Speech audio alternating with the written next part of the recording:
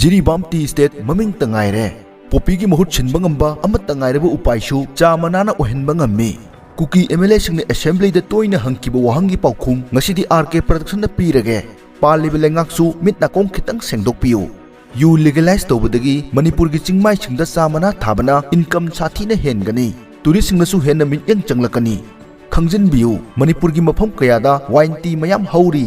Amukpu haukraba chahi chahum punsi. Sahida marirak lokpagi mathakta thangnaba leibak Assam ki chamana kejida lupa lakh ani yaubusu yauri. Manipur ki chingmai amadi tampak ki kaya sijannadraba lofam singda chamana tharabadi unemployment youth 4% mu thabak pibasu ngamgani. Hiram sida miyamgi mochu khangjaningi.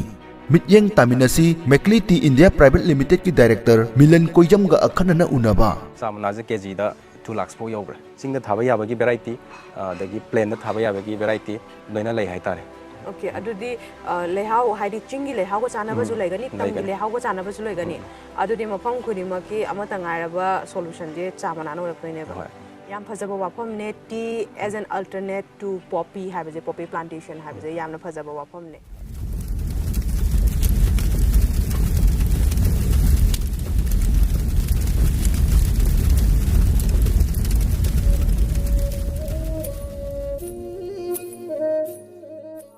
ahanba wahangje Mekle tea hari baje kari dagi thun giba mingno kamaina lakhi bana Mekle je kaino ne se akhoi gi Manipur je hana 1762 sawai da akhoi gi Mekle empire na le matam jida hai ba matam jida akhoi gi Manipur gi map se adoki matik chawram ba haitare si gi janga si akhoi gi Manipur gi history da haitare aduna na hona ningjing boina akhoi je asubok chawram be हाइबजे निंजंग नबाई दमकता इना McClay ना थोंजाबने चाजी की मिंगजिमा कासु यामने interesting ओइबनिना चाजी की हरकपगी वारीजे मैकलेटी की हरकपगी वारीजे सिजु याम interesting Oram गदो माले कमाइना सि वाखनजे लाखिबनो सिजे केनो तोबने आइजे अदुम travelling तवे याम बकांदा अदुगा खोइना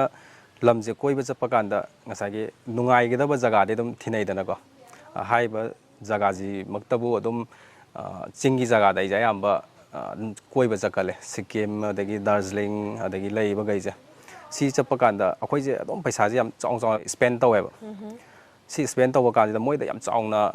income अमा स्टेट टू द जनरेट तवे हाइतारे अदुगा लमदगी ओइबा एनवायरनमेंट दसु याम चावबा कानाबा म ओइबा सिना सी जे उरो कांदा इना अखोई गी इमालेबक मणिपुर दसु सी तवबा याइना हाइदि अखोई गी हजिक जगह जगह दा हाइतारे कैनो पोपी थाबना चिंगबा खोप तौरीगे जे ngसागे सिगी चा मनाजे सिलगदी ओइतोकद्रा ना खोइजे 2 years की ममांगदगी सी थिजन खोजन ब होरकपने tourism की ओनजु इकोनॉमी बूस्ट तौबा अमुक चादो योलकान मयाना लीगली याम हाउनजु थकपा याबा पोट अम ओइबनिना होय हाबियो अदुदगी वखलो लागा आई मणिपुर तौगे ना खलगा अदुमाइन होरकपने से business amada akoina se natraga effort hadadringaida survey ama sungsoi soidana chatleba already market ta chamakhal chamana makhal asuki matik mayam ama laigare sida akhanna na cha jigi market to ino khongda ge khani bai wakhanje kari dei lakpano natraga market survey to bokanda kari facts and figures phangi habado akoi viewers singi dama kitang detail do review kaino ai cha je tauge na khalurabani na khoi sigi matang de kitang thigale adoga global gi na khwaidagi cha produce towa lamje matamamda India warame ado hojikti China na mu chingre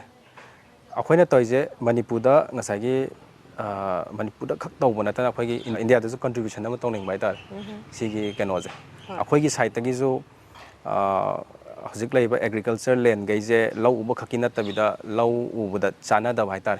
law ubuda yaroi da akhoi gi jaga gai je khoi chamna thajalaga di ngasagi paktakna na तौरपकांददी अखोई ngसागी China ने हेन की पोतो अदुसु अखोई मणिपुर खक नतन हुजिक जगा जगा दा Bihar side जु तौरे दम चामना की नौना उड़ीसा दा तौरे अन सिगी पोचे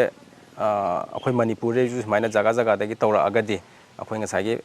इंडिया ना हाना ओरम पोतो अदुगी फिगर दम ओरकनी हाई हाबगी थाजबदा केनो तौबन yam kuina mamangdagi Assam da Dimapur da akoina cha mana cha bagan je yam chaw chaw na lei haibaje akoina khanga ga julai ura ga julai ado nong ta Manipur da cha bagan hodok pa haibagi je mayam na khana gi ba kaisu thoidona ta gi ba natraga akoina khangi ba leite masida akoi climatic conditions je favorable oibra natraga akoi soil je chana bra habi matano kitang akupa details review sigi je akoi tea scientist p bordoloi Assam dagi maga wari sanaba kanda mana hai Manipur da wild tea am hawe akoi mk binodini gi magi like am da ju yawbane chanung daga Imphal East ki chanung da khoi wild tea phangbugi hai pose matam du da Manipur da chamana thaba yagani na tharambagi damakta matam du da tharamba ngasi wild tea oina khoina sakhangi ne matam du tharamba ma yawbana ne adu khak natana akhoi gi Jiribam da hujik Manipur gi tea state leiri ko akoina thaina dagi tarak pa je Darjeeling tea natraga Assam tea haira kanda adu mayam je nungti gi cha nomagi anira humra cha thana ta ga ju mana Darjeeling natraga Assam tea ekto uyeba adu hujik milan gi Mekle tea jina Manipur gi lai how da hoba cha mana je marketing tawni habi pora ma leirieba adu ga ngasai kano gi khoi tea scientist na jo have the favorable condition climatic condition adagi khoi soil je kano gi chana re habam de habiri ado milan gi research da natraga hana thijan coaching bada Manipur gi lai house da cha thagi bagi records kadi phangbi bra kamai to Manipur da cha thabagi potche akhoi Manipur gi kano da wild tea me am le Manipur gi jaga jaga da haiba wild tea hori je nasai gi akhoi na scientist to unara motong da p bordoloi jina ha pa kanda matom da horam bana te wild tea je kana gumba amana jaga du da chana gani ya gani na khallaga tharambana horambane hai adun takpadi ngasai Manipur da chamana je hoba yai haibane chana yai haibane adug amarom da mo akhoi gi labor gi yam chaw issue um le akhoi gi Assam da wok ta thoki hai tare akhoi gi cha gi mapu gai jina bagan gi mapu gai jina Assamese soiba ado ngasai gi labor gai jina atop state ki kaino mi ngak to oiba hai ta mapande pusalakpa sigi poche British na toramba kaino ne semamba rules ne haitare adugi poto matamdugi akhoi ningthau haigadra matamdugi anga mathau ningthau gaina mapandagi mi himaina changa agadi akhoi miyan chaga gi kano je oiba hena kano farak tarakani haibagi chamana je thalamdabju yaena khalle adugi se akhoi Manipur gi Jiribam site jo 1981 da government establish tawraga government of Manipur gi makhada Jiribam tea state leirame haitare sigi potse ngasagi hojiksu phajana wild oina horoga leiri ado Manipur da chana dabdi natte ado leidi leirame chagi kainose ngasaragi milana kanogi wild tea habiri je jab mana na horoga yengjanbi de habagi wild habra natraga tongan be species sama oidoira taste mana da no kainone chap mana ba potune yengjanbi da wild on hauji akhoi gi isi hoina ju uramane Assam da kaida u akhoi gi chamana je khum tang wang mana Manipur gi hujik Jiribam da hori lep akhoi gi kokton na yawbane si yengjanbi da wild on mana hauji milana habiriba Jiribam gi hauji ki tea state na tea garden lei haji wild oina si sijina ba yabai mong da leiribra aduga magi ownership se kanana pai habido habitang habi ownership se Tea Board of India gi record ta di government of Manipur undertaking lei aduga matam du moina cooperation ama hangame kano ge government ge adugi makhada leibane hai bujiki chamana gai je scientist ka tana ba kanda de amungtang test to wama dakar lei laboratory da aduga adum test to matung da ka aga adum khudak tu da ge adum season ba yaba ge condition di leine adude hojik milan gi Mekle Tea India Private Limited na haribazi Manipur gi lai hauji da thajaba haujaba chamana do amung malem pumbada marketing tawraktoineba adude thabamje kadai da oina ubi kadai da thage habagi plan lebi maruina khoi ahamba focus se poppy gi jaga gai je si je sin onthokpa yaragadi habagi kano da ne khoina sangjen jari auna khoi je sigi hojik Manipur thoiba conflict se si thoktringi gi mamang sida khoi gi Kuki sinau kharaga jo khoi wari sanaba leigre ada moina jo positive response pirakpa leigre adugi jaga duma leire aduga Urkhul district site ta kana gumba khoi gi tangkhul gi sinau gi jo khoi wari saba leigre some hectares kara khoi adum thamina je habagi bota leigre adagi khoi gi Technopol district ki ꯀꯣꯊꯥ ꯍꯥꯏꯇꯥꯔꯦ ꯀꯣꯊꯥ ꯈꯨꯅꯧ ꯀꯣꯊꯥ ꯈꯨꯟꯖꯥꯎ ꯁꯤꯒꯤ area ꯌꯥꯝ ꯄꯥꯛꯅ ꯂꯩꯔꯤꯕ ꯖꯒꯥꯈꯩꯁꯦ ꯑꯩꯈꯣꯏ ꯆꯥ ꯃꯅꯥꯅ ꯃꯍꯨꯠ ꯁꯤꯜꯂꯒ ꯁꯤ ꯑꯅꯧꯕ ꯇꯨꯔꯤꯖꯝ ꯑꯃ ꯀꯩꯅꯣ ꯇꯧꯖꯦ ꯍꯥꯏꯕꯒꯤ ꯄꯣꯠꯇ ꯑꯩꯈꯣꯏ ꯋꯥꯔꯤ ꯁꯥꯟꯅꯕꯗꯤ ꯂꯩꯈ꯭ꯔꯦ ꯑꯍꯥꯟꯕꯒꯤ ꯑꯣꯏꯅ ꯆꯍꯤ ꯀꯌꯥꯒꯤ ꯃꯅꯨꯡꯗ ꯍꯧꯖꯤꯛꯀꯤ ꯊꯕꯛꯁꯦ ꯍꯧꯖꯅꯤꯡꯕꯒꯤ ꯄ꯭ꯂꯥꯟ ꯂꯩ ꯑꯦꯄ꯭ꯔꯤꯜ ꯊꯥꯗ ꯑꯩꯈꯣꯏꯁꯦ ꯇꯤ ꯕꯣꯔꯗ ꯑꯣꯐ ꯏꯟꯗꯤꯌꯥꯒ ꯑꯩꯈꯣꯏ ꯋꯥꯔꯤ ꯁꯥꯟꯅꯔꯨꯕ ꯂꯩꯈ꯭ꯔꯦ ꯑꯗꯨ 2023ꯒꯤ 23ꯒꯤ ꯑꯗꯣ ꯊꯣꯛꯂꯛꯑꯒ ꯃꯦꯗꯒꯤ ꯑꯩꯈꯣꯏ ꯂꯥꯏꯕꯛ ꯊꯤꯕꯅ ꯁꯤꯒꯤ ꯏꯔꯥꯡꯁꯦ ꯍꯧꯖꯤꯟꯈ꯭ꯔꯦ ꯃꯔꯛꯇꯨꯗꯁꯨ ꯑꯩꯈꯣꯏ ꯃꯅꯤꯄꯨꯔꯗ ꯁꯥꯏꯟꯇꯤꯁꯈꯩ ꯂꯥꯛꯑꯒ ꯁꯣꯏꯜ ꯇꯦꯁ ꯇꯧꯕꯒꯤ ꯑꯩꯈꯣꯏꯁꯦ ꯋꯥꯔꯤ ꯁꯥꯟꯅꯔꯝꯃꯦ ꯑꯗꯨꯃꯛꯄꯨ ꯍꯧꯖꯤꯛ ꯂꯩꯕ ꯏꯔꯥꯡꯁꯦ ꯍꯦꯛ ꯂꯣꯏꯕꯒ ꯈꯤꯇꯪ ꯅꯦꯝꯊꯕꯒ ꯍꯥꯏꯇꯥꯔꯦ ꯑꯩꯈꯣꯏ ꯑꯊꯨꯕ ꯃꯇꯝꯗ ꯍꯧꯖꯤꯛꯀꯤ ꯁꯥꯏꯟꯇꯤꯁꯈꯩꯁꯦ ꯂꯥꯛꯑꯒ ꯍꯥꯏꯔꯤꯕ ꯑꯩꯈꯣꯏ ꯃꯐꯝꯈꯩꯁꯤꯗ ꯁꯣꯏꯜ ꯇꯦꯁ ꯇꯧꯕꯒꯤ ꯑꯍꯥꯟꯕ ꯊꯕꯛ ꯄꯥꯡꯊꯣꯛꯀꯦꯅ ꯈꯜꯂꯦ ꯃꯅꯤꯄꯨꯔꯃꯛꯇ ꯇꯤ ꯁ꯭ꯇꯦꯠ ꯂꯩꯔꯛꯄ ꯍꯥꯏꯁꯦ ꯏꯝꯄ꯭ꯂꯣꯏꯃꯦꯟ ꯖꯦꯅꯦꯔꯦꯁꯟ ꯂꯥꯛꯇꯣꯏꯅꯤ ꯃꯤ ꯐꯅꯌꯥꯝꯒꯤ ꯏꯟꯗꯁꯇ꯭ꯔꯤꯕꯨ ꯑꯣꯏꯇꯥꯔꯒꯁꯨ ꯅꯠꯇ꯭ꯔꯒ ꯁ꯭ꯇꯦꯠꯇꯨꯗ ꯃꯦꯅꯨꯋꯦꯂꯤ ꯊꯕꯛ ꯇꯧꯔꯤꯕ ꯃꯤ ꯃꯌꯥꯝꯗꯁꯨ ꯃꯤ ꯀꯌꯥꯃꯨꯛ ꯏꯝꯄ꯭ꯂꯣꯏꯃꯦꯟ ꯇꯧꯕ ꯉꯝꯒꯅꯤ ꯍꯥꯏꯕꯒꯤ ꯄ꯭ꯂꯥꯟ ꯊꯝꯕꯤꯕꯒꯦ ꯑꯩꯈꯣꯏꯒꯤ ꯃꯅꯤꯄꯨꯔꯒꯤ ꯑꯟꯑꯦꯝꯄ꯭ꯂꯣꯏꯃꯦꯟ ꯌꯨꯠꯁꯦ 9% ꯍꯥꯏ ꯑꯗꯨꯕꯨ ꯍꯥꯏꯔꯤꯕ ꯃꯅꯤꯄꯨꯔꯒꯤ ꯑꯩꯈꯣꯏ ꯁꯤꯖꯤꯟꯅꯗꯅ ꯂꯩꯔꯤꯕ ꯂꯧ ꯎꯗꯕ ꯖꯒꯥꯈꯩ ꯍꯥꯏꯇꯥꯔꯦ ꯁꯤꯈꯩꯁꯤꯅꯕꯨ ꯁꯤꯖꯤꯟꯅꯔꯒꯗꯤ 4%ꯒꯨꯝꯕꯗꯤ ꯑꯩꯈꯣꯏ ꯁꯤꯁꯤꯅ ꯑꯦꯝꯄ꯭ꯂꯣꯏꯃꯦꯟ ꯊꯕꯛ ꯄꯤꯕ ꯉꯝꯒꯅꯤꯅ ꯈꯜꯂꯦ ꯑꯗꯨꯗꯤ ꯃꯔꯨ ꯑꯣꯏꯅ ꯍꯧꯖꯤꯛ ꯊꯕꯛ ꯂꯩꯇꯕꯗꯒꯤ ꯅꯠꯇ꯭ꯔꯒ ꯁꯨꯐꯝ ꯅꯣꯝꯐꯝ ꯂꯩꯇꯕꯗꯒꯤ ꯆꯦꯡ ꯍꯋꯥꯏ ꯊꯥ ꯌꯥꯗꯕꯗꯒꯤ ꯄꯣꯄꯤ ꯊꯥꯔꯤꯕꯅꯤ ꯍꯥꯏꯔꯤꯕ ꯃꯤꯑꯣꯏꯁꯤꯡꯗ ꯑꯗꯨꯒꯤ ꯑꯦꯛꯁꯀ꯭ꯌꯨꯁꯇꯨꯃ ꯀꯛꯊꯠꯂꯀꯥꯟꯗ ꯃꯁꯤꯗ ꯇꯁꯦꯡꯅ ꯊꯕꯛ ꯇꯧꯒꯦ ꯍꯥꯏ ꯇꯥꯔꯒꯗꯤ ꯃꯦꯟ ꯁ꯭ꯇ꯭ꯔꯤꯝꯁꯤꯗ ꯂꯥꯛꯑꯀꯥꯟꯗ ꯁꯨꯃꯥꯏꯅ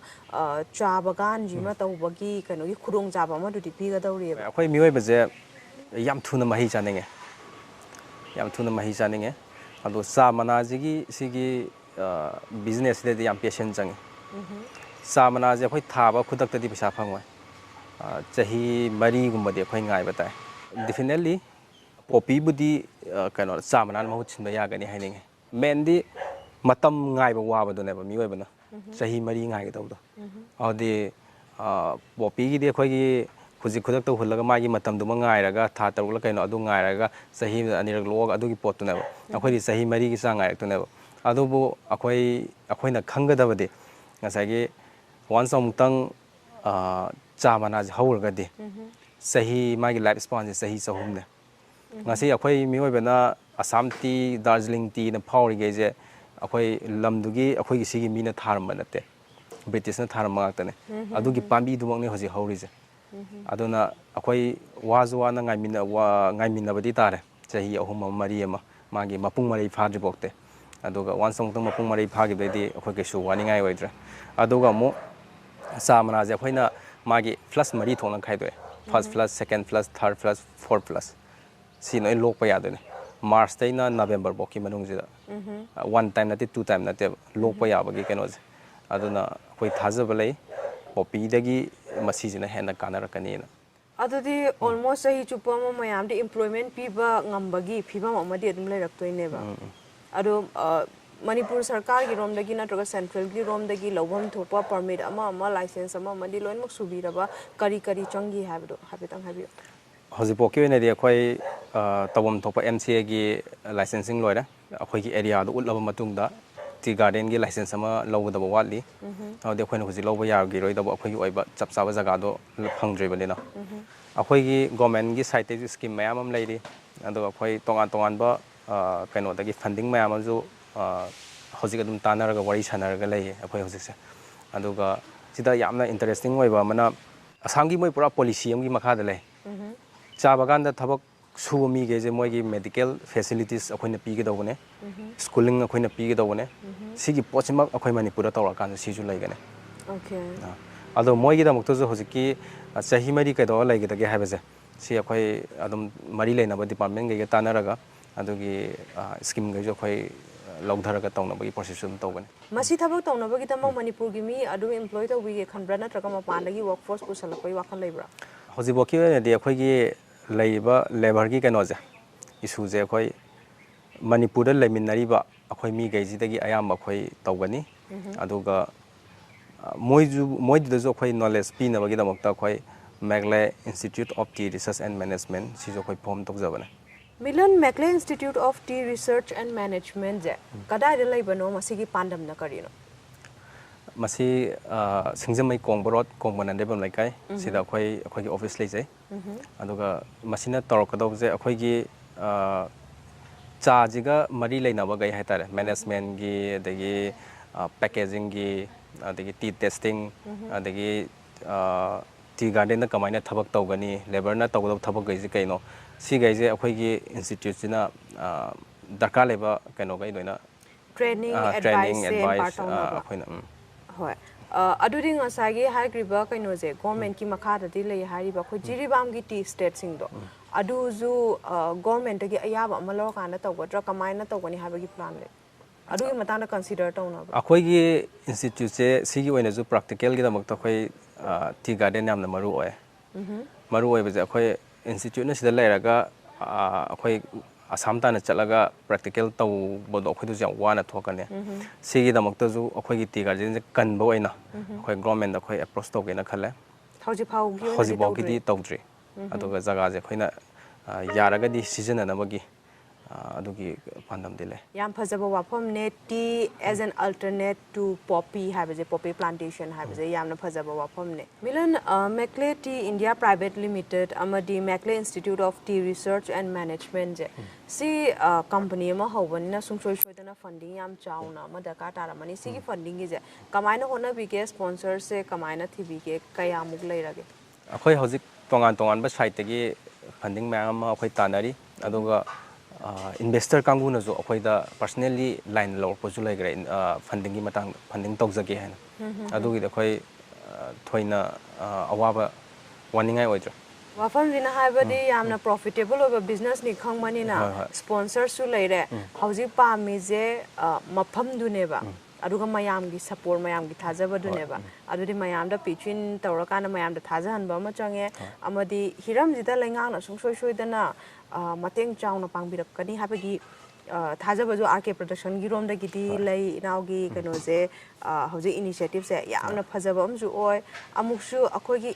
ꯑꯟꯏꯝꯄ꯭ꯂꯣꯏꯃꯦꯟꯒꯤ ꯄ꯭ꯔꯣꯕ꯭ꯂꯦꯝꯁꯦ ꯁꯤꯗꯁꯨ ꯌꯥꯝ ꯊꯤꯅ ꯁꯤꯅ ꯄ꯭ꯂꯁ ꯄꯣꯏꯟ ꯑꯃ ꯃꯇꯦꯡ ꯑꯃ ꯌꯥꯝ ꯆꯥꯎꯅ ꯑꯣꯏꯅꯤ ꯄ꯭ꯂꯁ